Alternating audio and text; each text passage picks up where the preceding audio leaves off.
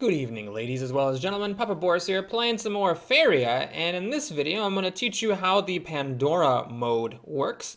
To do that, I will do a practice run. As I mentioned in my introductory video for this game, each day that you sign on, you get a practice coin. These do not stack. So what that means is that once per day and no more than once per day, you can play a practice round of the Pandora mode, which is like the drafting / arena mode of this game. It works the same way as the regular mode does, except that in the regular mode you can win up to 9 games, whereas in the practice mode you can only win up to 3 games. In addition, because the practice mode is free, you don't get packs. You do get a token amount of gold, and if you can win 3 games in practice mode, you get a third of a coin that can be used to play Pandora mode. So if you win the practice mode 3 times, so 3 different days, you can actually get a free run. What that means is that the developers of this game essentially hand out free arena runs continuously, and it's actually pretty easy to do the math on this. If you assume that about half of the people who click this button, so half of the time that this practice button is clicked, the person ends up getting to 3 wins. And it takes 3 wins to get a free run in Pandora mode.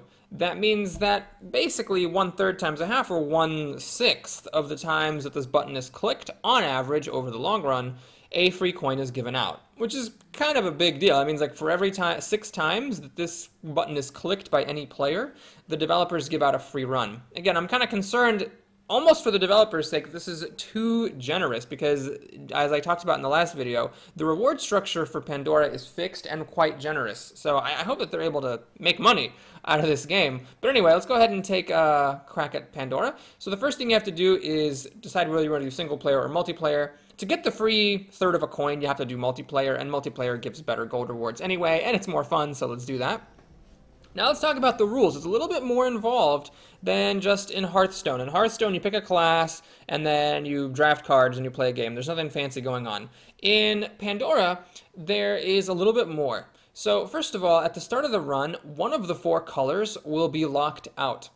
So notice in this case there's like a lock symbol over the mountains. That means I will not be getting any red cards this draft. And I think that's a beautiful solution to the randomness problem. Because with 4 different colors that are not mutually exclusive, because you can't put cards of any colors in the deck, it can be difficult to put together a good deck, because at the end of the day you will need a lot of specialized lands to play cards of lots of different colors. So by just knocking out one of the 4 colors, leaving you with only 3, it's very reasonable to put together a deck with 2 colors in it and not feel like you were screwed by the arena. One thing I have noticed is it does seem as though each run, in addition to this explicit mechanism that one color is locked out, that another color is sort of preferred, and there are more cards that appear of that color than the others. So look, so you see here we have 4 desert cards. I don't have anything to confirm this, but it just does seem that each run, like, either I get like a lot of lake cards, or I get a lot of mountain cards, or like here, I'm guessing I'm going to be getting a lot of desert cards. That could just be small sample size and what's that word? Confirmation bias. There we go. But I just wanted to put that out there in case anyone else has observed the same thing. Now, you get 5 cards to choose from, and you pick one. You do that 30 times. It does mean it takes a little bit longer to do the drafting here than in Arena for Hearthstone, because in Hearthstone you only have 3 cards to consider each time, whereas here you have 5 cards to consider. So that's something that you have to keep in mind. But I still like it. It really makes you feel like the result of the run is in your hands. To date, I have never had a bad run that I felt like, well, there was nothing I could do to win this game. Like, either I could have drafted better or I could have played better, because the way the game works with the board is so tactical that, like, you could have almost always made some kind of better positioning of your creatures and lands, and then felt like you would have won had you played it smarter. Anyway, let's go ahead and pick a card here. So we have a generic 6/1, which is not that great. We have a 3/2 with haste that dies at the end of the turn, which is not that great. This thing is actually alright. So charge 2, I didn't talk about this. That means that the creature, instead of moving 1 square, can move 2 squares in a line. It does have to be in a straight line, and you cannot pass through your own creatures. Flying means that you can move over the sea, which isn't quite as good as you'd think in this game, because most of the terrain ends up being covered by land anyway, so flying has not been my favorite creature ability. But a 3/4 for 4 with charge 2 that can't harvest Faeria is not that strong. Remember, in this game, mana carries over, so you don't necessarily need like small minions like this one. Now the other two cards I'm more interested in. So Soul Pact, you need 2 deserts. It doesn't cost anything. You just get 2 free Faeria, which is pretty good. You take 2 damage, which is 1/10 of your life, so it's not negligible, but it's a decent card.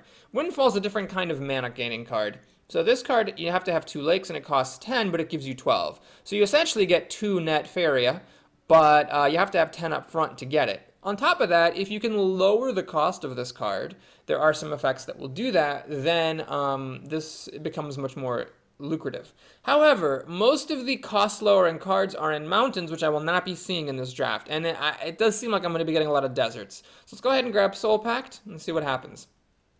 All right, well, not necessarily getting a whole lot of deserts here, so just 1 desert card this time. Maybe I'm just wrong about that.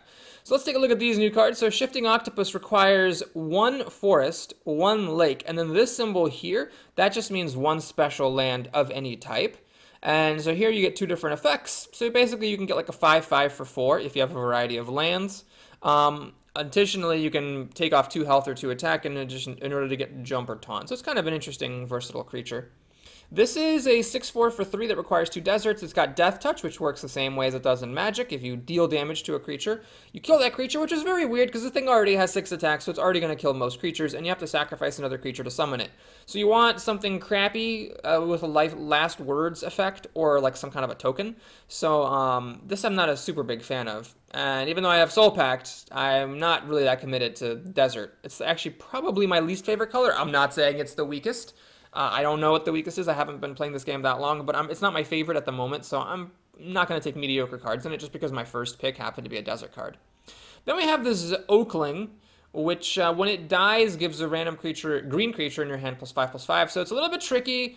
It doesn't really do that much damage. It has a lot of health, so it's not necessarily easy to kill off. And if you don't have a creature in your hand, or specifically a green creature, you don't get the effect. Although if you can pull this off, it's a pretty big effect. And then this gives you a little bit of healing, and it's got Taunt, although the stats for the mana cost are pretty crappy.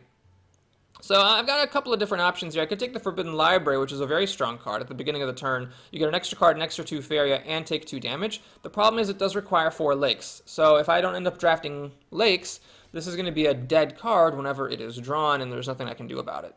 So this, could also end up being a dead card, although this requirement will be met no matter what color I play. So it's just a question of whether I will have a lake and a forest to spare. I'm not sure, but I'm going to take the Forbidden Library because I do like this card a lot, and I like blue, so if I can get some more lake cards, then I will play blue and just have this. Alright, so here we go. We get some nice blue cards here. So Leaping Fugu is a really nice one. If you have 8 or more special lands, it's actually a 5/6 instead of a 2/3 for 3 mana, which is pretty darn good. I'm, however, going to take a Water Elemental. Since I just took this Forbidden Library, which requires a lot of lakes, I'm going to want this, which lets me create a lake. And that has, a strategic implication on the game as well. Being able to cut off certain territories with your land can be really important. Plus, it's got jump, so it's pretty versatile, and it can leap over spaces to attack enemies. Okay, so here, nothing super amazing. We can get a really cheap 3/2 for 1 if I've played a spell. I'm not that excited about it. I'm going to take the Hilltop Archer. So this is a neutral minion, which means it can be cast onto prairies, which can sometimes be significant, and it's got range. Now, range is really interesting in this game. So you deal damage in a straight line, like you basically can hit anybody at any distance as long as it's in a perfectly straight line. And if the enemy that you hit is ranged, then it will shoot back at you. If the enemy that you hit is not ranged, it will not attack back. However, if there's an enemy right next to you, then it will attack back. So one thing you can do with this is you can park it in front of your bubble, your hub, and shoot at the enemy hub. Or what I like to do is you can park it next to a well and just like restrict your opponent's movement, because your opponent knows that if they move onto any line with this Hilltop Archer, they'll get hit for 2 for free. One thing to note is that ranged creatures cannot attack after moving, and that is really significant. So this adds a lot of skill to the game, both in terms of your positioning and your opponent's ability to play around you having that creature. Okay, so here I'm going to go ahead and grab another Water Elemental. Like I said, I do like blue. I'm regretting this Soul Pact because there's a decent chance I'm just never going to play the 2 deserts needed in order to activate this. Yeah, so that kind of sucks. I actually wish I had taken Windfall in that first pick, that 10 mana card that gives you 12 mana. That could definitely end up costing me some games if I end up going heavy blue and I don't have that card, and I have this unplayable card instead. But I was wrong. I thought this was going to favor deserts, and it looks like it's actually being quite balanced. So I'm probably wrong. Just forget everything I said in the beginning there. Let's take another water elemental to get more lakes and activate my Forbidden Libraries more. I'm also hoping to get some of those Leaping Fugus, which are 2/3s that get +3/+3 if you have a lot of specialized lands. So having more water elementals can help with that. Okay, so we have a Freedom Fighter. Haste means it can attack on the turn it's played. 3/3 for 5 is pretty crappy stats. The Tiki Caretaker is interesting if I want to branch out into woods. It's a pretty decent buff. Giving something +2/+2 can be quite significant. I just don't know if I'm willing to commit to woods. And if I do, then that means either this card or the Soul Pact are definitely going to be dead. So what I'll do is I'll take a Village Elder. This is a nice card to park near a well just to harvest Faeria each turn, and if your opponent does come over and kill it, you get a card, so it's not the end of the world. Alright, what the heck is this? Flying -1, gift, choose one. When this creature harvests over the ocean, it dies and creates a land of the chosen color. That's very bizarre. Okay, so basically you cast it early, you send it to harvest Faeria over the water, and if you can successfully do that, then it becomes a land. So it's sort of like paying 2 mana and having to have a forest in exchange for a very roundabout land, which is actually not that bad. Then we have the Frog Tosser. Fight an enemy creature, summon a 2/2 frog with jump in a random space adjacent to the target. Interesting. So gift means it happens once. So this basically gives you a 2/2 frog with jump, and you get to fight a creature right away. So I'm basically being nudged to go to green. This is a pretty decent card. It's got jump, although it can only attack gods, so it can't attack any other minions. It is very cheap for its stats and does a lot of damage to the enemy god. Here we have a structure. Let's talk about that. A lot of structures have an effect that deals 1 damage to it. So swallow a creature means that you kind of remove it from the board, but then it'll come back after the thing that swallowed it dies, which this thing eventually will, so I'm not a super big fan of it. What is Divine? Cannot be targeted by events or abilities. I don't think I've seen that keyword before. When you would take lethal damage, prevent it. Okay, I don't really care about that. I'm going to go for the Seed of Paradise. It only requires 1 forest, and maybe it will help me have like a multicolored deck, which I haven't really tried before, but I could try now. When you gather Faeria from an opponent's well, gain +1/+1. I believe it's whenever you, the player, not the character. So if you manage to park something next to one of your opponent's wells, this can just start growing a lot. This is a jump that benefits your next jump creature that you play. This is an interesting card. I've seen people play this a lot. So it's a 0/2 taunt for 3, which is pretty crappy, obviously, but it gives a +2/+2 to a creature in your hand, so there's a hand buffing element here. I think I might go for Wild Growth. So let's go for blue-green. Let's get some cards that help me make more lands. The Soul Pact is unfortunately officially probably going to be a dead card, but at least I'll be able to generate lots of lands. Alright, get +2/+2 if you play 2 cards with a base card of 7 or higher. I don't have any of those at the moment. In fact, this draft has really not been giving me a whole lot of expensive creatures, which is a problem because you kind of need to have some expensive creatures in your deck to win. But we'll take this and try to get them later. I mean, I do still have a ways to go. Okay, so this is actually nice. It's expensive for its stats, but I will have creatures with 5 life or more, and then this makes them cheaper. The other decent option here is this, which is a pretty good buff. And buffs in this game can be really strong because they can help you surprise your opponent. And there's not that much removal in this game, so buffs are kind of like removal, and they're a good way to surprise your opponents. This is definitely a strong card, and it's worthy of consideration. I'm just going to grab this, though, because I want some bigger bodies, and I also want those mana reductions. Okay, so now we've reached our 10th draft, which means we're taking a treasure card. Now, treasure cards are a little bit interesting. They are not typical cards. They don't go into your deck at the beginning of the game. What happens instead is that over the course of the game, the players will find shards of Pandora in their decks. They don't, like, interrupt anything. You draw a card normally after you find one. And after the 5th one has been found, Pandora opens. This causes the players to get additional mana every turn. It also causes the wells to run dry, so they don't produce mana anymore. And in addition, each player gets one of the treasures at random from their deck. And later on, players might find a card in their deck that says each player randomly gets a treasure, and then you get another treasure from your deck. You're going to get 3 treasures total over the course of the draft. 1 at 10, 1 at 20, and 1 as your last pick. So if a game goes really long, potentially the players could end up finding all 3 of their treasures. Knowing the rules is really, really important because you can't just judge these cards based on what they say. You have to judge them based on their effects and the fact that you're getting them like after the game has dragged out for kind of a while. So it's really important that you pick stuff that has some kind of an immediate impact, because just something that's like randomly good in the early game or randomly good in the late game might not necessarily be that good if you're not considering that this is going to happen after the game's been dragged out for a little bit. So, the Hammer of Destruction is a really solid card. It just deals 5 damage, lets you kill something, pretty cheap, and it also says shuffle the hammer into your deck. I don't know if that's this hammer or some other hammer, but 5 damage for 3 mana is pretty good. This I'm not as big a fan of because it is random, so I don't necessarily know for sure it's going to help me catch back up. If my opponent's overwhelming me, then just buffing my creatures might not necessarily help. This is good. 6 damage to a creature and 3 damage to all adjacent enemies can potentially give me a lot more removal than the Hammer of Destruction, but 6 damage is not much more than 5, and if the enemy creatures aren't clustered, then the Hammer of Destruction is not really much worse, but it costs half the mana, so I'm going to take the Hammer. Okay, so let's take a look at our cards here. Flying, that requires Desert, so let's go ahead and leave that alone. Costs 1 less for each time you've harvested from an enemy well. Well, it's an 7/7. I do need some big creatures, so I'm going to go ahead and grab this, although there is some other tempting stuff here. I need some bigger stuff here because it's starting to get kind of late. This card is one that I really just don't understand. A Ruby Fish is a 1/1 aquatic creature, and it's otherwise a 4/4 for 6 that requires 3 legs. It's just not that good. I don't really understand this card. But Frogify, I like that a lot. Since I am going blue, this turns a creature into 2/2 frog with jump, and that's obviously not like a terrible creature, but being able to remove anything that your opponent has is really good. Alright, so now let's take a look here. This is a little on the weak side. It just doesn't hit very hard unless you can buff it. This is an interesting one. You can move the land that you summoned it on, so that allows for some trickery. I think, though, that I am just going to grab this neutral creature. It's just a 6/5 for 6. I want some bigger stuff, and I don't know if I'm going to get it at this point.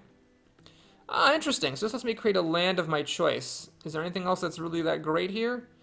This could be good as a buff, but I'm not going to grab this. I do need those lands. I still haven't seen any of those Fugus, unfortunately, so I might be getting a ton of lands for nothing. Here we go, though.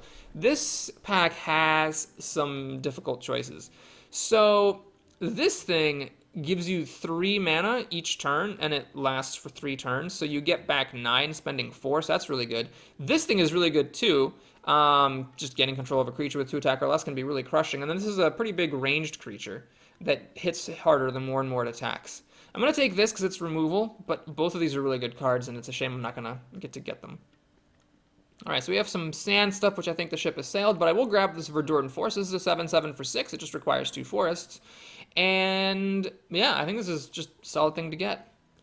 Alright, we have... I think I'm going to grab just a Walking Fortress. I just want some bigger stuff, although this thing is fine. A 4/4 for 4 with jump is pretty solid, and this can even be okay. I just want some bigger minions. Okay, so we have some interesting stuff here. If I were going desert, this is a card I would take. 3 deserts is kind of a lot to just sort of, mix in if that's not your primary color, but this is really good. It's one of the few good removal cards in the game, and being able to destroy anything flat out is very solid. So, since I did end up going blue-green, I will now take a Shifting Octopus, which is a 5/5 for 4, which is a pretty good price. The Spell Whirl is also a decent card. It gives you some card advantage, because it's 1 card that gives you back 2, but the problem is they're random and they might not be good. Alright, so here we have some very interesting things going on. My goodness. So this guy is very expensive, but it costs 1 less for each special land that you have, and honestly, I'm going to have a fair bit of them. I'm going to have Wild Growth. I got Earthcraft. I got this, which might work. I also have 2 Water Elementals, so it's not necessarily that difficult for me to get this thing. Of course, a 5/6 with Taunt for 5 is also really good, but let's go big here and grab that Colossus. This is clearly a combo sort of card. The next creature you play costs 4 less and it dies, so it's good for something that is really expensive and has a good gift, I guess. I don't think this is very usable in Pandora mode. Whenever you are dealt damage, gain 1. Yeah, the problem is it has to be your face taking damage, and this is kind of difficult to do. Gift. Gain 2. Last words, your opponent gains 2. Interesting. What is this? Oh, this is Desert. Okay, so I guess we're taking this, although these are all kind of mediocre cards. All right, we're up to 20, so it's time to take another treasure card. So let's talk a little bit about strategy. This is an example of a card I do not actually think is that good.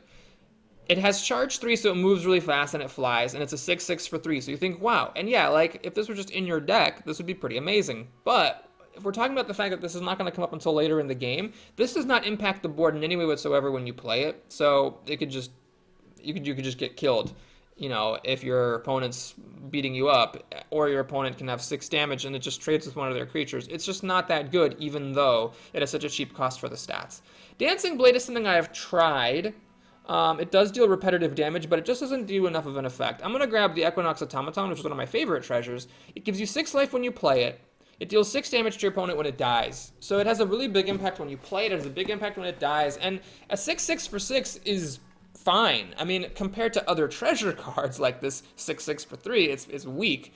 But in the midpoint of the game, given that you're getting 3 Faeria per turn and you're actually getting, I forget, like if it's 5 or 6 per turn, once Pandora has been opened, this is not a significant mana cost. So I'm happy to have this heal up for the damage that my opponent's dealt to me, and then pop him for 6 when it dies. All right, we got some desert cards that I will ignore. And here, very difficult choice. I do want one of these because Taunt can be strong, but I just don't think you can pass up a Frogify when you're in blue, because that is so strong to be able to just kill any creature that your opponent can throw at you. Okay, I've tried this before. It rounds up, which means that if you like cast this on a creature with 5 attack, it will have 3 attack rather than 2, and I think that's a really big difference. It's just I don't think a very good card. This, I don't really get what's going on here. You can only move on lakes in the sea, which becomes a liability pretty fast. I guess you can park it next to a well, but So I'm going to take this Grizzly, though it's not my favorite card. It is a 3/8 for 5, and it's likely to stick around. All right, so here we have some interesting options. I could, now that I've got some bigger stuff, take Gabrian Archon, which is a 6/6 for 4, assuming I've played 2 cards with a base cost of 7 or higher. Or I'm going to take this Beastmaster. I think I'm going to go for it. I like this a lot. I like parking this thing next to a well, and just from that point forward, as long as my opponent hasn't killed it, each time I get a creature with 5 or more life, it gets an extra +1/+1, which is pretty strong. Okay, here we have nothing that great, honestly. Dash 2 means that it can move in a straight line 2 spaces the moment that you summon it. It's basically worse than Charge 2, which is a movement ability that applies at all times. So I'm not super thrilled about this, but I guess I'll take an Ancient Herald to decrease my costs further. All right, here is finally the Grove Guardian. This is an interesting trick to get a bunch of mana, but I'll just take this. I like the taunt, I like the big size, so we're going to grab it. I've not seen this card before. Add a safeguard to your hand, it costs 0. Add punishment to your hand, it costs 0. I would need to look up those cards to know what they do, so we'll have to look that up here. I also don't know what a Triton Banquet is. Lots of research that'll need to be done here. Whenever this creature gathers Faeria from an opponent, well, add a random blue card to your hand that costs 2 less. That is very interesting. Jump, can't harvest Faeria whenever it attacks a god, gain 4 life. Interesting. So this can attack things other than gods. It has a jump, which is pretty good for a 5/5. And I gain life every time it attacks a god. So that can be pretty good. But I'm actually going to go off camera here. Let's look up Safeguard and Punishment. I hope that those are cards in the collection. So let's go ahead and go to crafting mode, search for Safeguard, give a creature protection, okay, and then Punishment. Deal 2 damage to a creature. If it's a neutral creature, deal 5. Interesting. So, I'm not sure if paying 5 mana to get one of these cards is worth it. Oh, it does cost 0. Oh. So it's a Safeguard or a Punishment for 2 extra mana attached to a 1/1 body. That's fine, actually. Yeah, I'll take that. I don't know, at least I'll experiment with it. I mean, there are some other strong cards here for sure. I don't know I didn't actually look up what a Triton Banquet is, but let's try this out. Alright, destroy a friendly creature to gain Faeria equal to its life and draw a card. I do have some synergy for that.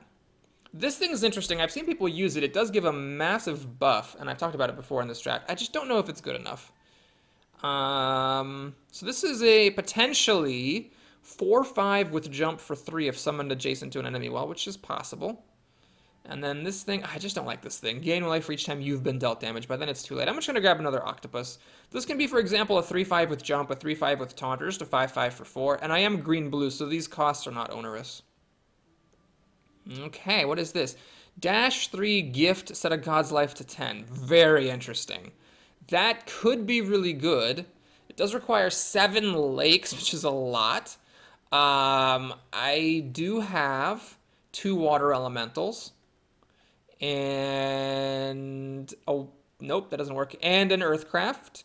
And a Seed of Paradise. So 4 cards that could give me extra lakes, potentially.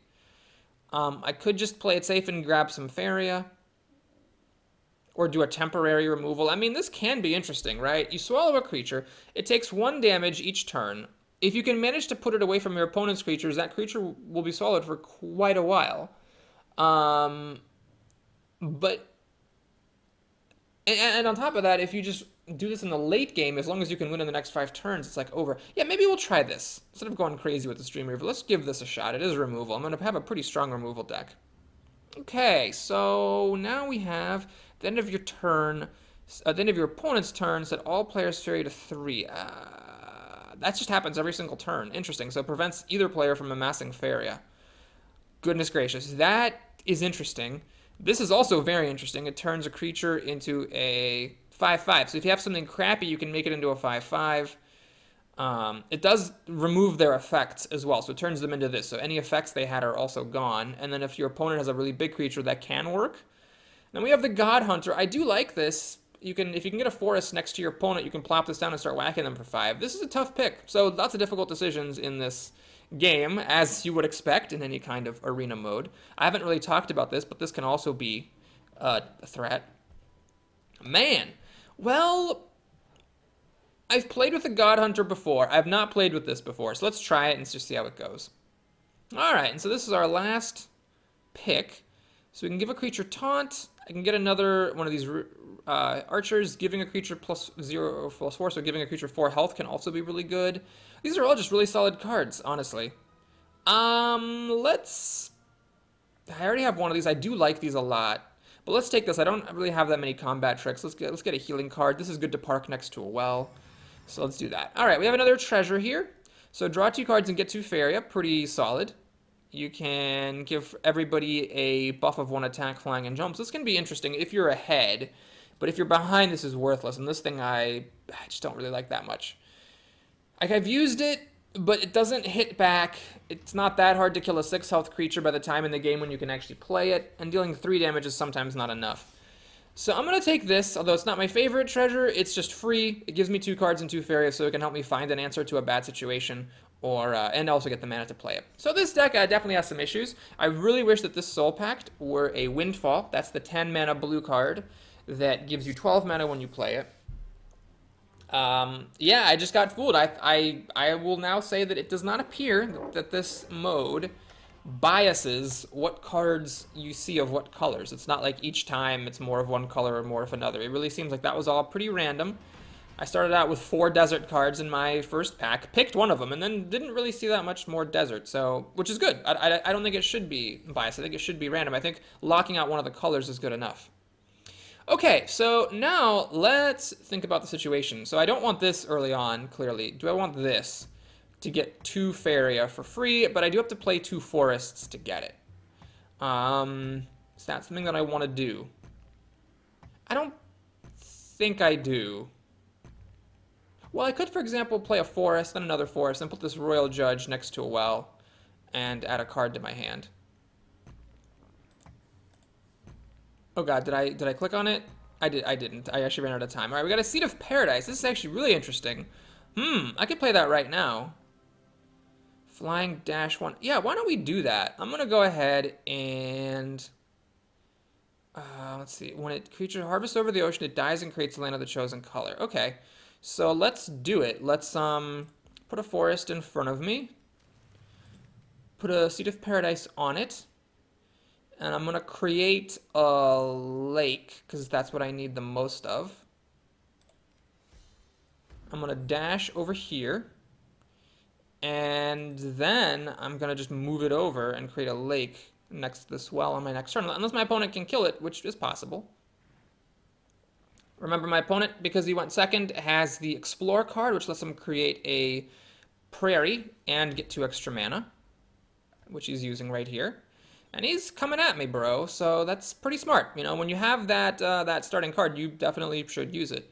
So let's move over here and see if... Well, you know what? Will it create a lake that's not connected to my existing lakes? I'm not sure. So you know what I'm going to do? I am going to just make a lake here, just to stop any madness from happening. We'll go here. Should give me a Faeria and create a lake. Perfect. And now I can play this Shifting Octopus. And I think I am just going to... Well, let me think about this. What do I want? Do I just want a 5/5? Or do I want a 3/5 with jump? Let's actually go for a 3/5 with jump. So I definitely want the +2 health and then the jump. Yeah, let's try that. So I can jump over and attack and kill this thing, for instance. Or I can jump over here and harvest the enemy Faeria, for example. So my opponent does have 5 mana, but because he reached out to me, he's not getting mana from these wells, which, you know, could potentially hold him back.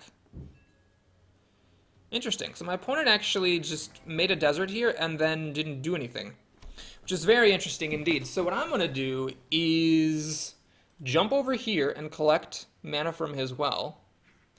And by putting my creature on his desert, I prevent him from creating a creature on this desert. Now, he could obviously make another desert on his turn, but if he had wanted to do something else, like get a mana, you know, or draw a card, or make a land of a different type, or specifically put a creature here, I stop him from doing that. In addition, I think, you know, I have a couple options. I could make a couple of prairies over here and put a Royal Judge over here to harvest this mana and get, I guess, a punishment. Not knowing what I'm going to get, I think at this point I'd rather have the damage than the protection. But I could also just cast the Royal Judge here and, you know, not... Yeah, I could just put Royal Judge here and just let it be a 5/1 that sits next to this wall, because this wall's been vacated. I guess what I'm going to do is this then. I'm going to go ahead and play a forest this way. I'm going to put this shrine here to get 2 extra mana. Maybe I should have put it in front of me so it's a little bit farther away from the opponent. Well, be that as it may. Then I can play Earthcraft and this Royal Judge. So let's do that. Let's play Earthcraft. I'm going to make a lake, because lakes are still what I need the most of. Ooh, very nice. It did make it... Oh, my time ran out. Oh my god, I'm terrible at this game. I didn't realize I was taking so much time thinking about stuff. I definitely would have wanted to play this to get it down and start harvesting Faeria and killing his shit. Oh god, that was bad. Okay, well, this is unfortunate. Alrighty, well, crap. If I had played this Royal Judge, I would have been able to prevent my opponent from doing this thing. And I could have just traded the 1/1 into it. Alright, here's what I guess we're going to do then. I am going to play the Royal Judge now, because better late than never. I'm going to get a free... I mean, I guess they're sort of both the same thing at this point. I guess I'm going to get a free punishment. I am going to also make a lake here, put a Hilltop Archer here belatedly, cast punishment on this 6/1, and then I'm going to move over here and just kill this creature. Alright, so my opponent has 5 mana and 4 cards. He's not gathering any mana at all. I managed to make a land bridge and block him off from putting any kind of land next to my stuff, although I have to be careful because if he plays a creature, plays a creature here and moves it in, he can then create lands in these pockets, so I do need to watch for that. This is not super strong. Aha, okay, because I was saying it wasn't super strong because I could just trade with it, but now I can't because he buffed it up by 1. Alright, so I can swallow this. I can also play a land here and move my Royal Judge over and whack it for their missing damage. Or I could do this. I'm going to move here and kill this Jester. And I'm going to have my Hilltop Archer shoot. So now this thing can come over and trade, but it is not going to, it's not going to kill it and survive. Now, another interesting option, though, is I could just swallow it, which means I sort of wasted my shot. I could just swallow this thing, and then it'll come back. I wish I knew when it came back. You can't swallow a creature what swallowed another one. Yeah, I don't know where this comes back. It's an interesting idea. I could just make a land and, like, swallow this thing, and then I have a big tempo advantage, although my opponent, well, he's only got 3 mana. He's not gathering any mana. He's only going to have 3 cards. He's not going to be able to do anything super great. Maybe that's what I want. So, let's see. How many specialized lands do I need? Well, I need 5 lakes for treachery. Okay, we're going to do it. So I'm going to make a land here. I will put a crystal flower. I should have made a land here, actually. Yeah, alright. Yeah, I'm going to make a crystal flower in front of my base. Swallow that thing. And then end my turn. That was a mistake, though. I should have built a land here so that my swallower thing could be safer. He can see, my opponent can just summon creatures right here and be threatening my structure immediately, which it looks like he is going to do. All right, he's got a 5/4, so this will kill it in one shot, rather unfortunately. That's a mistake on my part. All right, so I can make this into a frog. It doesn't really seem worth it, though. So, yeah, a man's got to do what a man's got to do. I'm going to go ahead and jump back here and attack. Wait, actually, hold on. Do I want to make a land this turn? I think I actually do. So yeah, I'm going to go ahead and jump back here and attack. And I'm going to use my Royal Judge to finish this thing off. Then I am going to put a land here and just play this Ancient Herald. So now I've got a 5/6 right next to my opponent's face. He's only got 4 mana. I now am only gathering 1 mana per turn myself. But I will kill him in 4 turns if he doesn't deal with this thing, so he's got to be careful. Plus I have Frogify. If he does put down any big threat, I can just get rid of it. Okay, this thing does not have the +2/+2, but it is still a 4/4 for 4. So I think I'm gonna go for it. Let's just whack my opponent. And, yeah, just put this... Let's actually put a forest. Oh, no, let's do it like this. Oh, no, I messed up. I should have moved here and then attacked. Then I could have put a forest there. As it is, since I didn't do that, let's go ahead and see. Do I want to collect a mana? Let's draw a card. Verduran Forest. Oh, that would have been so good! I could have made a forest there, and if I had made a forest there, I wouldn't have summoned this thing. Okay, so yeah. If I play this, I'm going to be at 2 mana. 2 + 3 is 5, and I can cast this. Okay, perfect. The reason I can cast it, by the way, is because of this Archon's effect. This is the card that says the next creature you draw that costs, I wish it wasn't blocked by that thing. You can't see what cards do because it's blocked. But it's the next creature you draw, I think, with 5 health or more, costs 2 less or something like that. So that's why this thing is cheap.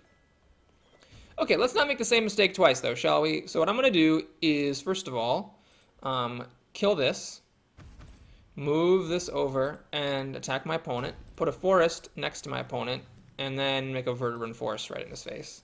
My opponent, I don't think has played particularly well. He hasn't saved up mana to make any big plays.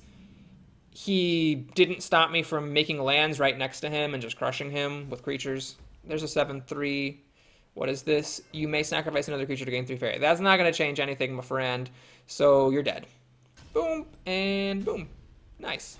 All right, so that was Faeria. And if I can win 2 more games, I will get a free practice coin. I do get 30 gold for winning the first game in practice mode.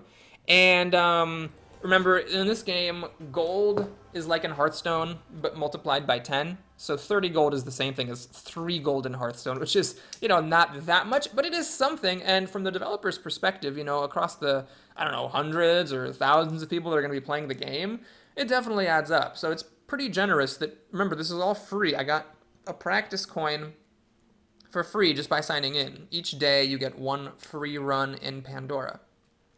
So just totally for free, I am getting some amount of gold, which is not to be taken for granted in a digital CCG.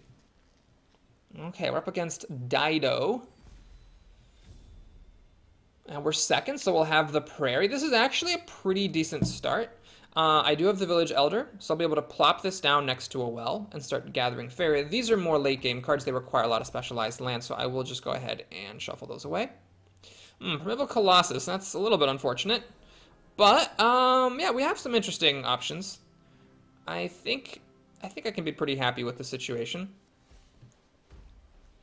So my opponent is also doing kind of similarly to what I'm doing. He's played just a 1-1 for 1, and he's going to try to gather some Faeria with it, which is fine. So let's go ahead and make a forest. Now, you have to think carefully about how you want to do this. I can put a forest here, and then explore here, and then summon the Village Elder this turn. The other option is I can put a forest in front of me, use explore to make a prairie here, and then put a Village Elder next to it. Then on the following turn, I'm going to make a land here and move the Village Elder onto it. Notice that it doesn't actually matter whether I summon the Village Elder onto the Faeria or summon him a space away and then move him onto it, because at the end of the day, creatures that are summoned don't gather Faeria until the following turn. So it doesn't matter if he starts his turn next to the Faeria or moves onto it.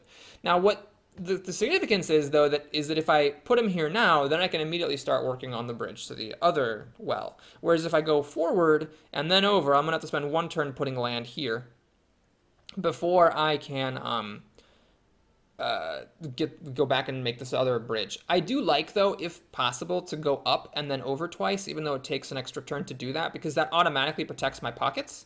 So I'm going to try it. We'll go here. I'm going to cast Wild Growth to create a forest at random. Ooh, perfect. Well, that was a pretty good spot. So we're going to go ahead and do this, cast the Village Elder there, and then end my turn.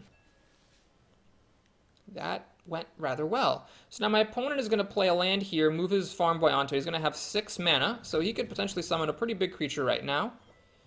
It has to be a neutral creature, though, and I guess he doesn't have one that he wanted to summon. Okay, perfect. So I guess what we're going to do is now make a lake. I've already got 2 forests, and I do need a lot of lakes. So I'm going to go ahead and make a lake there. And then I'm going to cast this shrine here. And I'm going to end my turn. So this thing is slowly getting to be more and more affordable. I mean, I could cast it real soon if I just save up. Obviously, if my opponent has Frogify or Destroy Creature effect, that would be pretty heartbreaking. But it's a pretty big dude. I'm hoping I draw a good card, because right now cards are kind of my limiting resource. Combat. The next creature, combat creature you summon. Oh, give the next creature. Okay, so each time this thing fights, the next creature that he summons that has a combat ability will have +1/+1. So I have some interesting options here. I could actually just gather a mana this turn and play this Colossus, which is a very interesting idea. However, wait a minute. If I make a lake or a forest here, I could just put the Colossus there because he's only going to cost 12 mana. Let's do that, actually. Yeah, let's do it like this. Well, do I want to do this here? This thing doesn't really want to sit back and Hearthstone Faeria, does it? I want this thing to be, like, up in the action. So I'm actually going to go ahead and put a forest there, and then I'm going to summon this thing for 12. So the disadvantage of summoning it for 12 is that, you know, I could have waited and paid less Faeria for it. But, and also if my opponent does have a Frogify or something, well, it can't be a Frogify because he doesn't have lakes. What do mountains have? He's played 2 mountains. You can see a summary of your opponent's special lands here. I'm not sure what mountains can do to just kill a creature. There's that 3 desert card that destroys a creature, and then there's the lake card that can Frogify. But I don't know what can actually just kill a creature outright. I guess something with Death Touch, if I can't, like, deal with it somehow. I do have this Crystal Flower to protect me a little bit from that particular threat. All right, so he's going to harvest Fairy. So he's got 12. Interesting that he chose to attack. I would have personally preferred to... Well, actually, I don't know. If he's going to summon another creature here, then it makes sense that he attacked. But if he's not going to summon a creature in this spot, he would have been better off not attacking, forcing me to attack, and then delaying how quickly my creature's going to be able to get over here. Ah, so he's going to put a structure in the way. That's pretty interesting. And he's going to kill my farmhand. Okay, so that makes a lot of sense. All right, well, here I suppose is the plan. I don't really want to take 7 damage to kill that thing. So what I'm going to do is create a lake.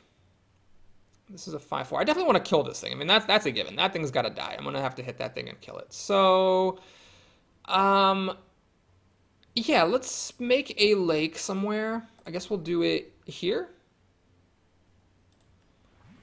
Put a... Oh, shoot! Oh, I don't have the mana to cast a water elemental. I'm terrible at this game. Terrible at this game. God damn it. So I can either harvest Faeria by moving my giant guy backwards. No, what I should have done was I should have just cast a water elemental. No, I should have taken a mana, cast a water elemental, made a lake here, and then moved my guy and killed the thing. So that was a tactical error. I just lost track of my mana count. Is it worth casting, if is it worth going back with this Colossus just to be able to cast a water elemental this turn? I think so, actually. I'm going to do it.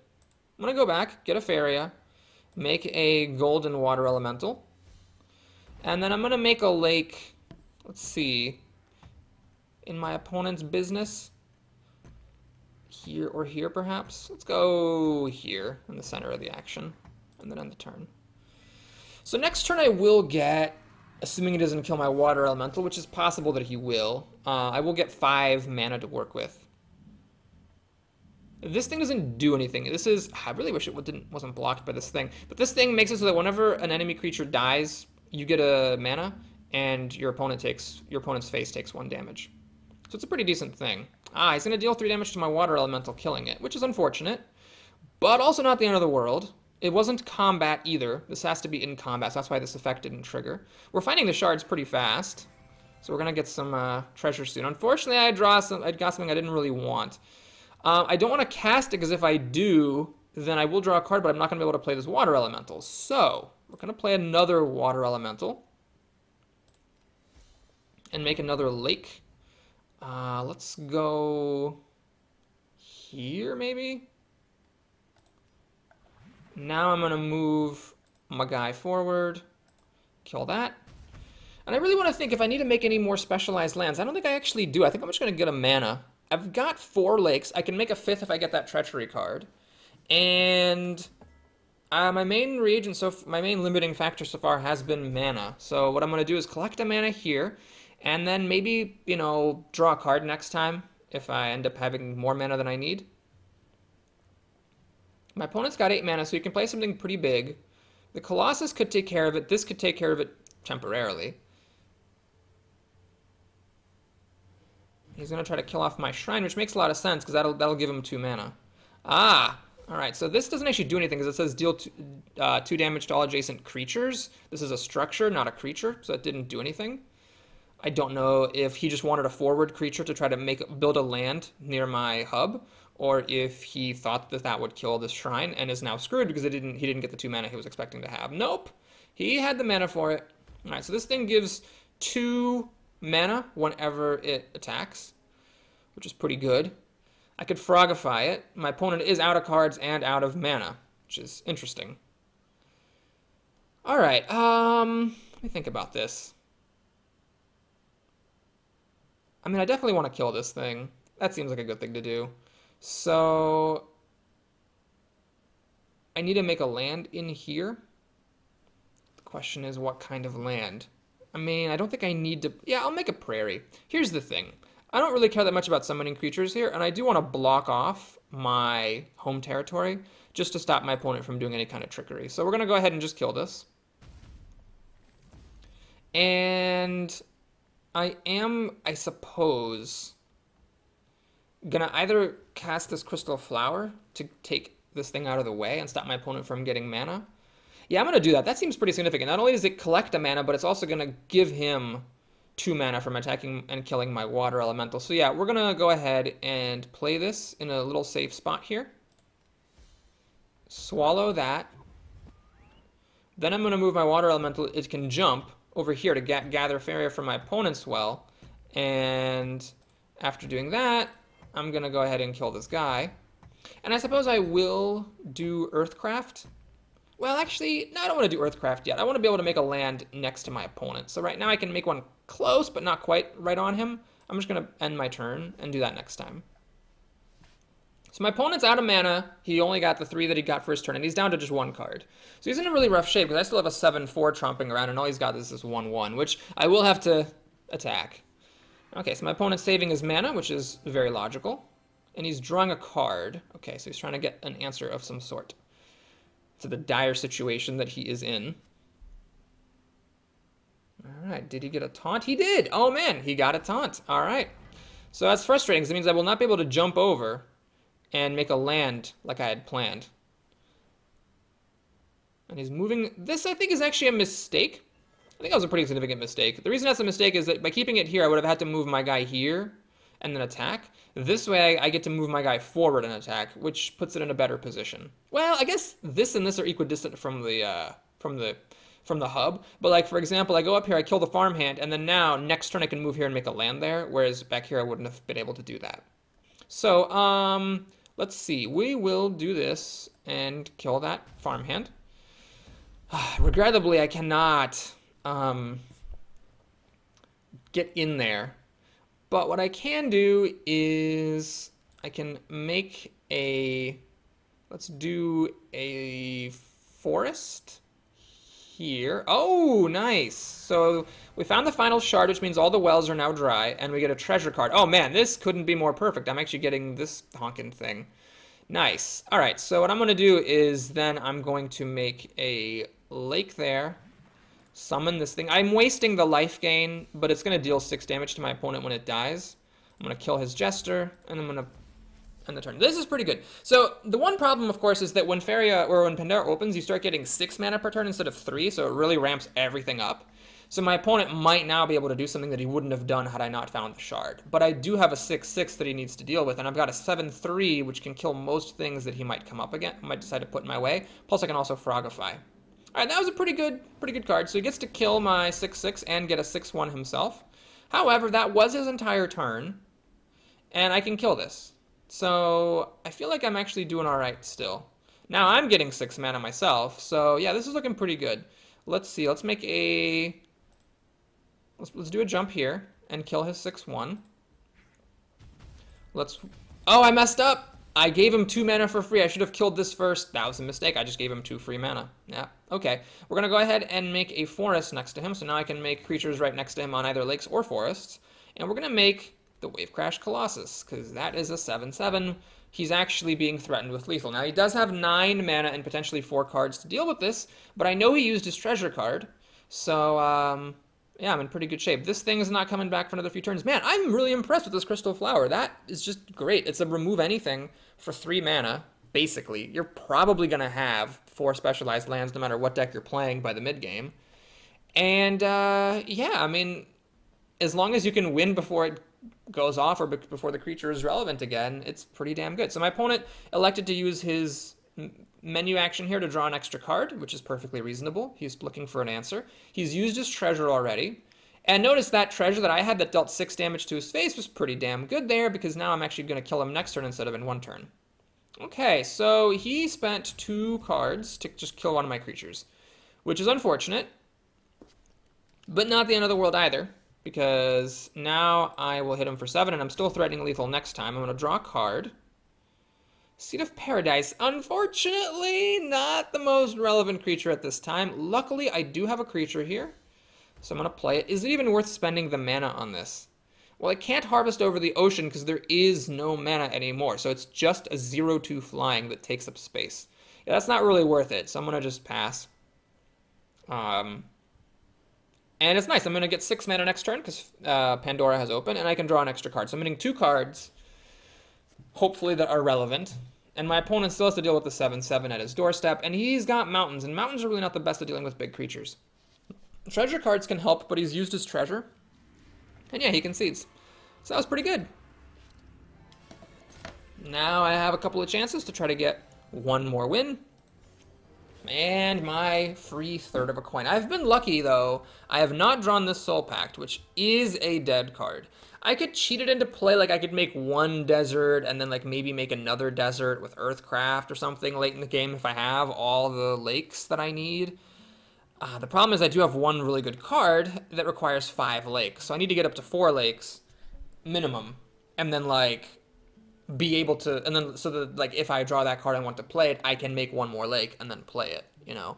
So I need to have 4 lakes, and I need to have like 2 forests because of this guy, so I can play a third forest and then make it. So it's kind of hard for me to just get 2 random deserts just to get 2 free mana. It's unfortunate that I did not, you know, go with my heart and take the similar card in the color that I knew I would have rather been drafting. Okay, so here we have a pretty good opening hand, honestly. This, I think, I can send back, because it's just a little bit expensive.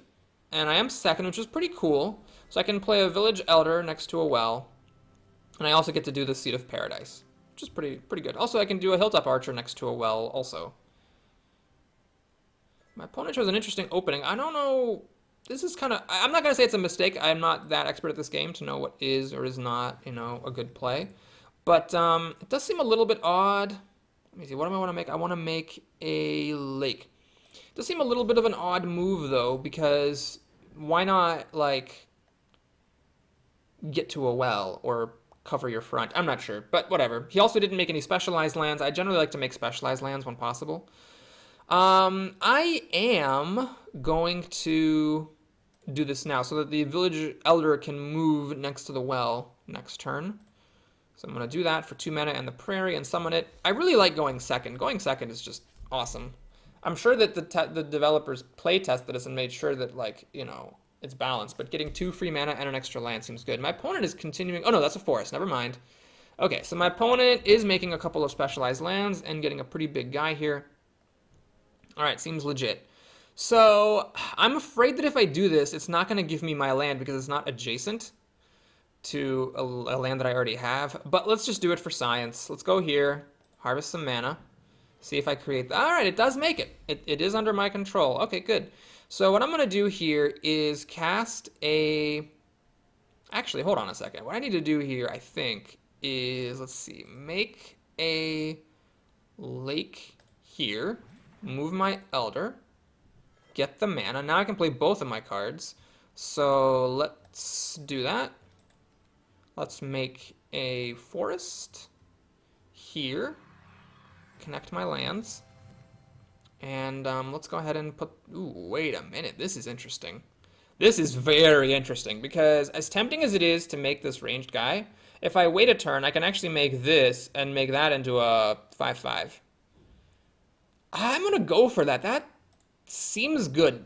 That seems pretty worth it. And then I can make this Hilltop Archer later, maybe in front of me and shoot his face or something. Yeah, let's try that. It's for science. So he's doing forest and desert. This thing is just a 3/2 for 2, which is interesting. I'm not going to call that a mistake. I think it's a really bad card, but it's possible that he had a bad pack. All right, so now I have some interesting options. I can make this Beastmaster, and then this would be a 6/6. I believe that transform is not the same as summoning, so I don't think it would actually you know, give me the benefit. I could also change plans. I could, for example, put a Hilltop Archer here and then threaten to kill his soldier, which would stop him from being able to gather mana. Oh man, that's tough. And then I could also play this Beastmaster too. All right, we're gonna try this. Let's put a guy there. Let's see. I'm gonna make a forest. I don't want this thing to be too far out of the way, but I don't want it to be too far in the thick of things either. So what I guess I'm gonna do is I'm gonna make a lake and snake over towards as well, but I'm gonna put the Beastmaster in front of home. And then we'll pause. So let's see what happens. I mean, he might kill my ranged my creature because he might just be able to, like, play some kind of damage spell onto it and kill it to protect his guy. No, he's moving away. So he's moving away from the well. That almost certainly means that he is going to not kill this. I am going to get 5 mana next turn, so I'm not going to be able to cast this Mirror Phantasm next turn, which, you know, something to consider. Okay, so it's a 4/4. And, oh man, this guy seems pretty good. Return Rune into her hand. Oh my goodness. This is where I really need Frogify, actually, to stop this from happening. Otherwise, my opponent can just keep replaying it, and it gets bigger and bigger each time. Shoot, this is a problem. So, yeah, I'm in pretty rough shape. I'm not going to lie. I can't cast this even if I collect a mana. I can play this here and trade with it, but then it goes back to his hand. This is just a really, really good card. So until I get Frogify, I'm going to just be wrecked by this thing all day long. Crap, it's not a good time. Well, I'm going to make the best of a bad situation. I'm going to make a lake here and drop my Archon. So the idea is that my opponent will probably kill my archer, and then my Archon will collect a mana and kill his 3/2. That really didn't work out. I really wish I'd played this Phantasm and had two 5/5s. It would have been really good against this, and it would have made this a 5/5 as well. And now I still can't cast it. Oh my god, this is awful. Well, I'm probably going to lose this game. I chose to go for that archer, and I don't know if it was a mistake, but it definitely didn't work out. So I still can't cast the Phantasm. And my opponent is just going to wreck my face with this. I guess I can't afford to just save up this mana either. I am going to put a forest. Let's see, if I do this here. Yeah, let's do it there. Let's put a forest there. Let's put this Grove Guardian there just to be obnoxious. So my opponent will have to trade both of his creatures into the 6/7 in order to kill it. And then he will be able to recast this as a 6/6 until I get my Frogify. Yeah, I'm getting wrecked here. I don't know if I made a mistake per se, but the choice that I made definitely did not work out.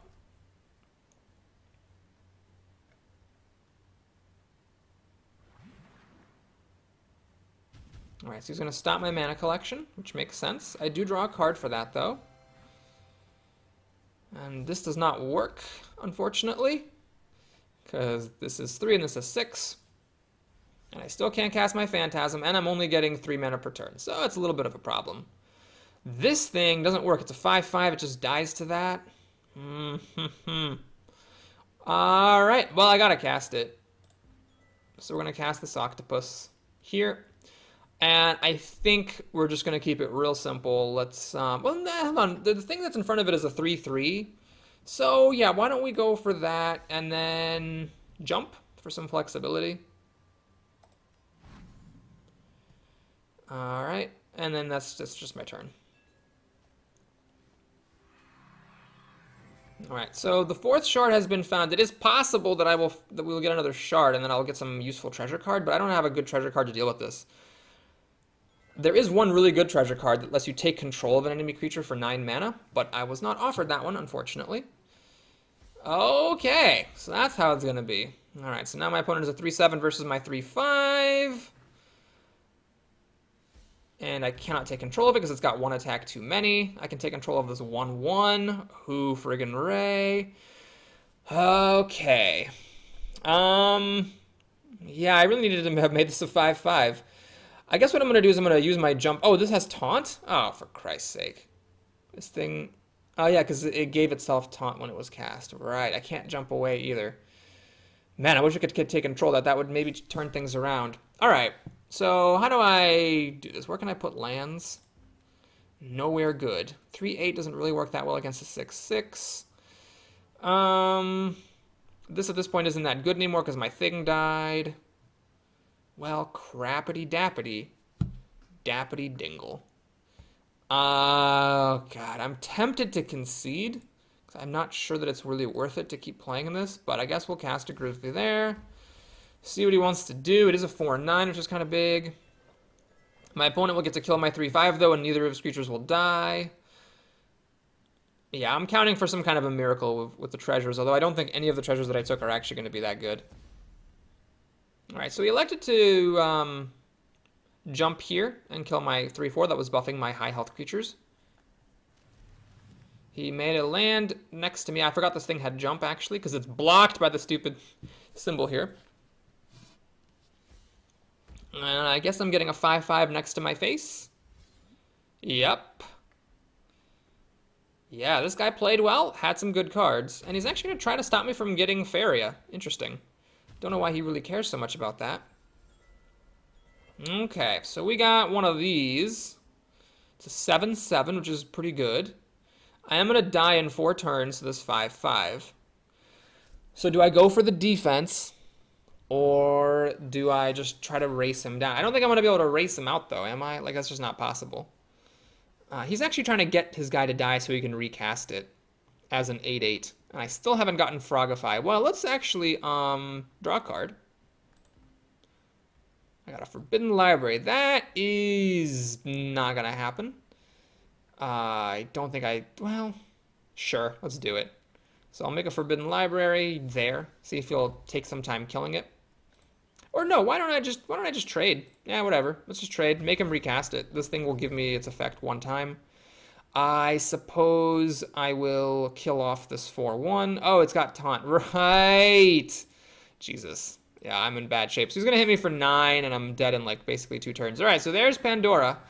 If I get my treasure that heals me, I could potentially hang on. Instead, I drew 2 cards and get 2 mana. Well, I could draw into another treasure.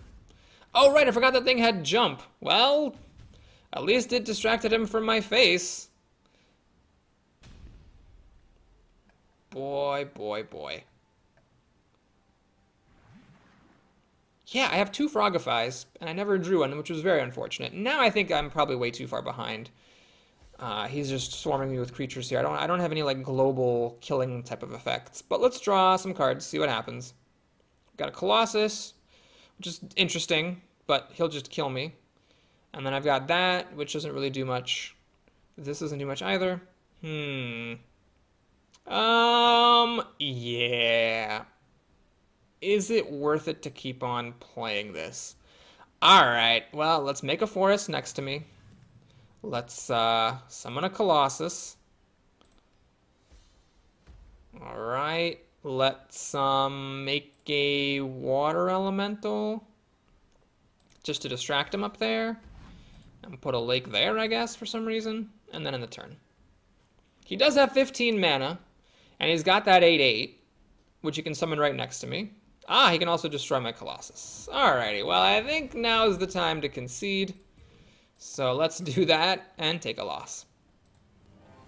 So I can't remember. I haven't played a full Pandora run yet. I've only played practice runs. I can't remember if you can, if this actually takes you to 3 losses or 2 losses. So I might actually, like, I feel like I remember the one time that I lost, it was right after I got my second loss, it ended. Which I guess means that fewer than half of people are going to make it to 3 wins. If you only go up to 2 losses instead of up to 3 losses like you do in the regular mode. I did go online and read that the regular mode goes to 3 losses, but I can't remember if the practice mode does as well. So this might be it for all the marbles. If I fail, then I fail to get 666 gold prize. It's kind of interesting, like the stakes are really quite high for these practice runs, because a third of a full run is a high value item. Alright, so we got Frogify here, which is something I don't want in the early game because it's not likely my opponent will play something I care about Frogifying, and it's going to take me a while to get 3 lakes, so I'm going to get rid of that. But I will keep the Water Elemental and the Earthcraft to start some land generation going here. It's nice that I have Explore because that allows me to play the Water Elemental on turn 1, which otherwise would not have been a possibility. Yeah, if I was the first player, I wouldn't be able to do this. Not that it, again, matters that much, though, because, you know, if you play it a turn later, but a step forward, because you've made some lands to go closer to your opponent, it's basically the same thing. One lesson I learned from last game is just to make this as a 5/5, unless you really know for sure that you need jump or something. I really regretted that this was a 3/5 and not a 5/5. Alright, he's got a 3/4, which made a forest, and I got these octopuses. Now, I could... Well, no, now that he's got a 3/4, I definitely want a 5/5. Right, I mean, that's pretty clear. So, let's make a forest, because I need that. And let's go ahead and cast my octopus. You know, I realized I made a mistake last turn. And this mistake could be significant. Because what I should have done is... Oh, Jesus, what did I pick the first time? I hope I did this right. Okay, good. I should have made my prairie in front of me. Oh my god, I'm so bad at this game. Wow. I should have made the prairie in front of me, but the water elemental there. But really, water elementals have jump. I could have jumped here and collected this Faeria. So for the entire rest of the game, I am going to be 1 mana down, just because I forgot that water elementals have jumped and didn't think about putting the prairie down first. So my opponent did a really nice job reaching out with his creatures. And he's going to trade for my octopus, unfortunately. So that was a pretty good play on his part. I'm also not going to get to collect mana. I mean, I could collect mana. I could make a lake here and have my octopus move here and then collect a mana. I think it's actually worth doing that. So I'm going to make a lake here. Yeah, let's do that. Let's go here and then kill that thing. And the question is, do I make another octopus or not? If I wait till next turn, I'm going to have 9 mana and I can make a fortress. I think that's worth it because I don't think it's likely that this water elemental will die.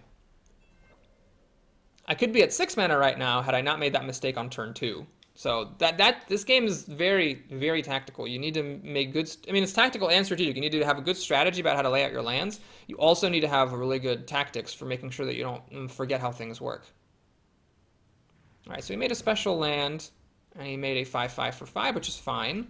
It's a 7/5 because... I guess he made a land normally, and then he chose the +2 creature effect. Okay, got it. Well, this thing holds up relatively well against it. Wait, what? Doesn't it say... Hold on. It says choose one. Oh, you choose what land you create, but on top of that... Okay, so it's a both thing. It's not a choose one. All right, I got it. I figured it out. All right, well, I guess I don't really have much of a choice here. We're definitely going to make a walking fortress there. That's no question.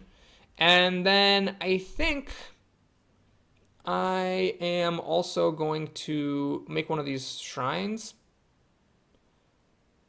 I could try to reach out towards... Yeah, I'm going to do that. I'm going to try to do to him what he did to me. Let's make a forest over here.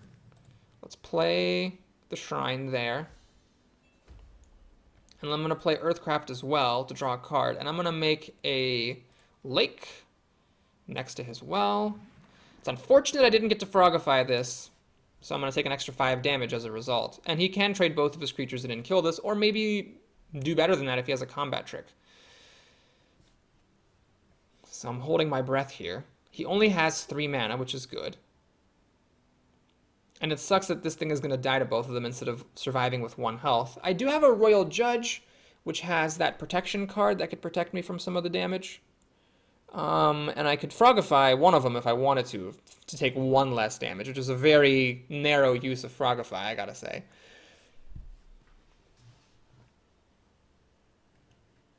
He does have 3 cards to my 3 after I draw, and 3 mana to my 3 after my turn starts. So we're pretty equal on mana. Well, he's got 1 more. And this is an interesting play on his part. He decided not to attack my guy. I'm actually not sure why he made that decision. I guess he was thinking that this taunt forces me to attack his little thing first. But it is a risk. And I think I'm going to capitalize on it. I'm going to Frogify this 7/5. And then I'm going to just walk over and kill it. And then I'm going to kill his taunt. So I think that worked out pretty darn well for me. And I'm going to collect a mana. I am much more interested in mana than cards because I like these cards. I want to be able to cast them as soon as possible. So I'm hoping my 6/7 can move and collect this mana next turn. And then my water elemental can maybe jump here and collect that mana as well. My opponent just passed. So he's saving up a lot of cards and has a lot of mana. He's going to have 10 mana next turn. Oh, no, never mind. He didn't pass. That was him, I guess, drawing a card as his option. All right, that's a tough one. Okay.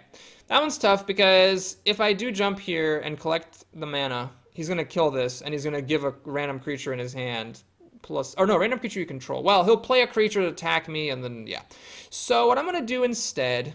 Oh, there's nothing I can do to avoid it either. Damn it, because he can just kill this shrine.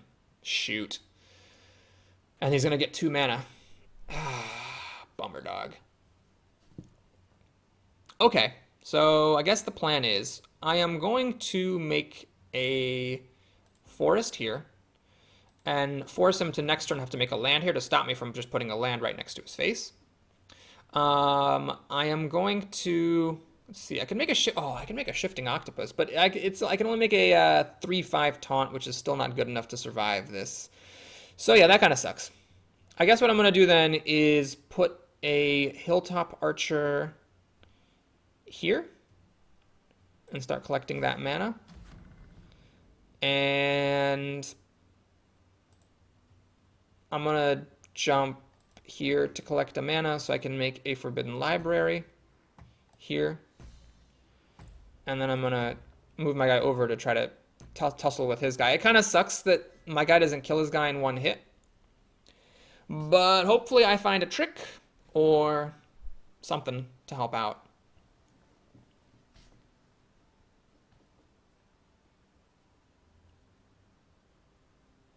So if he walks here and kills my elemental, he's going to be in the path of my Hilltop Archer, so I'll be able to move down, attack him, and then shoot him to death. It does suck, though, that he's probably going to get +6 attack on one of his creatures. This is a pretty effective guy that he has here. So my use of Ferogify and his other creature stopped me from blocking this, but it's still good, I think. I'm still glad that the other creature died and left me with the 6/7. Although, I guess if I had just traded with the other creature, then I would have been fine. No, he decides to just do that. Oh, wait a minute. It can target himself, too. Oh, geez. Oh, geez. That's a problem.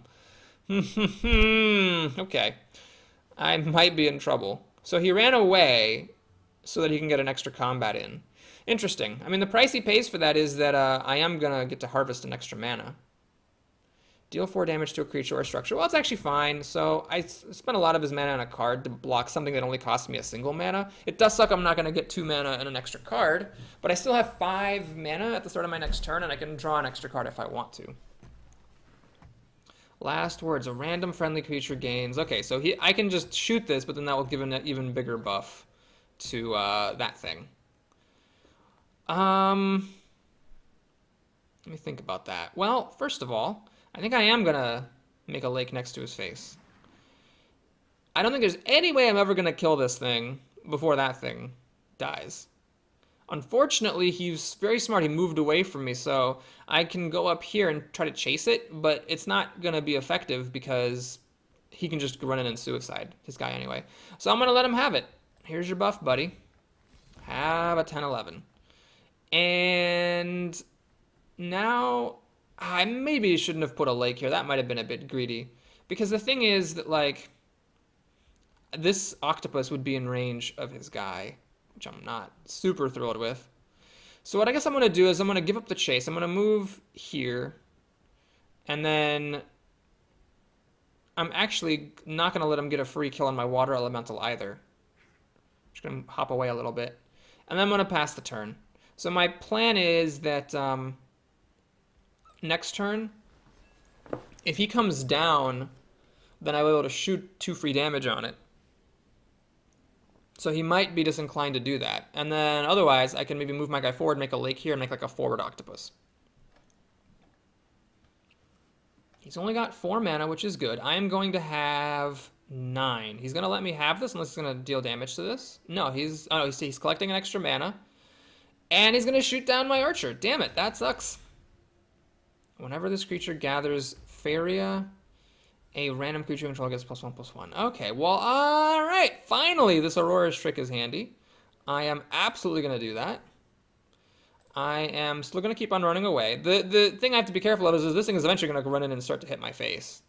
But until that happens, I'm kind of okay with it. Let's see. I can walk back and get a Faeria, I suppose, but I really need to cast some creatures. So let's make an octopus. In fact, I can make an octopus right next to his face.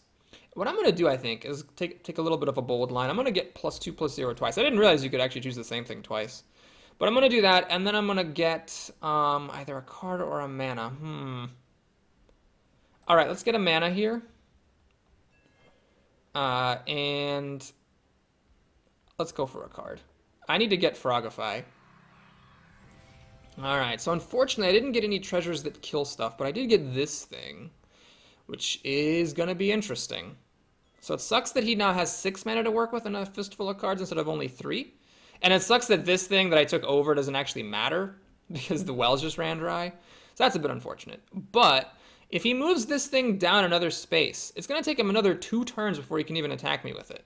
But if he moves it down, I'm going to be able to drop this thing in and start to put on some serious beats. All right, so he managed to kill off my octopus, which is kind of annoying. And my water elemental. We now get another treasure, which is unfortunate. Luckily, he doesn't have any mana to use it. All right, then. So here we go. I'm going to start by drawing 2 cards and getting 2 mana. Didn't get Frogify. All right. Let's see. We want this thing, I think. Let's make a forest right next to his face. Let's put this motherfucker down there. Boom. And Let me think carefully about this. Yeah, I'm going to make a village elder. I'm going to make it... See, if I put it here, he can just move and attack, and it doesn't really cost him anything. He still gets to move forward. So, I don't think I can really block his path in any way. I guess I'll just put it there. Let him move and attack it if he wants. And then I'm going to move this thing this way because it's not going to get to him in time, that's for sure. And I want it to be here just in case I ever do need to attack this Kobold Warlord. Oh my god, I forgot though. Oh, he's going to get an extra +3 attack. Whoops. Might have fucked that up. Well, maybe the saving grace here is he maybe thinks he can't like get back in time to save himself. Is that what's happening here? That is what's happening. Okay. Shoot, you know, I messed up. I totally forgot to consider the possibility that he would just move this thing back for protection. Because next turn, he can attack my Colossus. Or whatever I summon in this spot. Oh, geez. Okay. I should have saved this to try to, like, block off the path.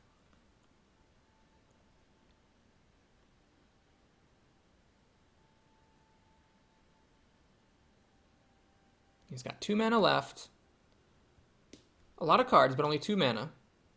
You know, that card that drew me 2 cards and gave me 2 mana was pretty damn good. I was pretty happy with that treasure. I wish I'd gotten some removal treasures, like destroy a creature, get a 6/1 would have been good, take control of a creature would have been good. Unfortunately, those were not offered in any of the 9 cards I saw. Okay, so anyway, we've got this situation.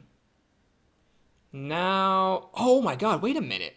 This is anything. I can transform this into a mirror phantasm. Holy buttermilk pancake Christ. Did I not notice that this entire time? I totally did not notice that this entire damn time.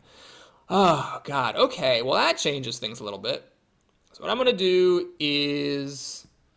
Let's see, I can do it 2 ways. I can put this next to his face, have my Colossus walk back a step, and then just kill it. Yeah, let's do that. I'm going to put this here.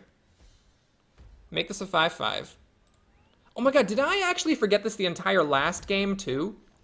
Oh, God. Am I that bad? Am I that bad at this game? I might be that bad at this game. Because he had that stupid thing, right? He had that stupid thing that kept coming back to his hand. I could have transformed it into a 5/5. I mean, yeah, maybe. Maybe I missed the opportunity. He's got a big giant hand of cards, tons of mana. He has a 5/5 and a 7/9 to deal with, though. And he's going to have a 6 in his face pretty soon that's going to pop him for 6. He does, I believe, have a treasure card, I think. Does he have 2? I think he spent 1, didn't he? Can't quite remember. Well, we'll find out soon enough. This is a scary turn because he has a lot of mana.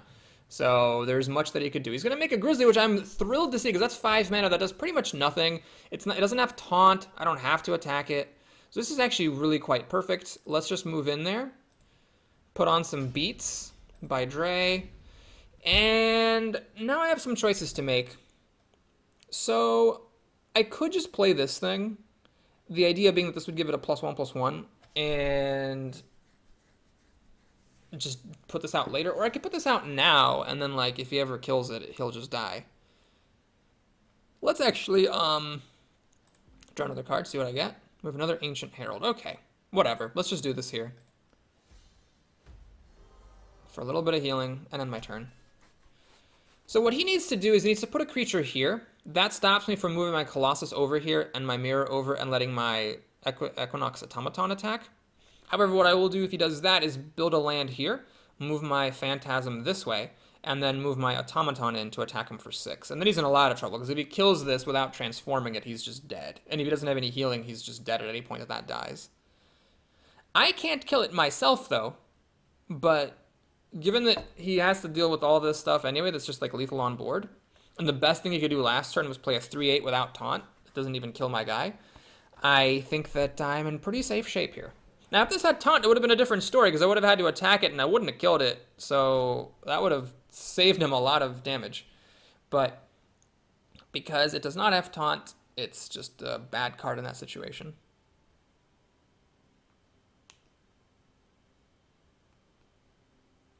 Alright, he's flicking through his cards. Alright, so this thing that I kind of experimented with that you can't read the text of because it's freaking blocked. I All right, this is actually a really good pickup because I can just shoot it at his face. It's 5 damage anywhere, so I'm pretty happy I took that. All right, so what did he play? Choose a color. At 3 random cards of that color, they cost 2 less. That could be pretty good.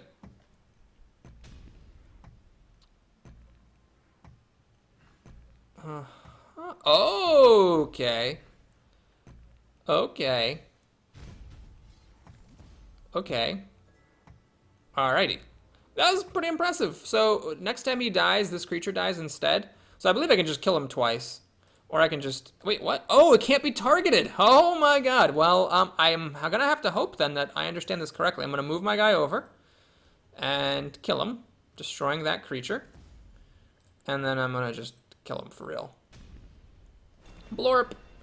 And there we go. Thanks for watching, everybody. Hope you enjoyed it. Please like and or subscribe if you did. There is no pack to open because this was practice, but I get the 3 gold, the 600 gold for completing a daily quest. Oh yeah, I forgot to mention, in the introductory video that I made for this game, there are daily quests, and they're pretty good. They don't usually require you to win, or when they do, it's really broad winning. It doesn't force you to play a certain class. So I got 600 gold there, which is nice. And now we can claim the prize, which is 1/3 of a real coin, and it's kind of cool. So you can't see it now, but like the next day when I log on, it'll show a practice coin here, and like 1/3 of it will be colored. I kind of wish it showed you that. I mean, that's like a minor thing, obviously, but I kind of wish it showed you that even when the coin wasn't there, but you can kind of see like the ring around it to tell how much progress you've made towards getting your free Pandora run. Well, thanks for watching, everybody. Again, I hope you enjoyed it. Please like and or subscribe, and I'll see you again soon. Take care.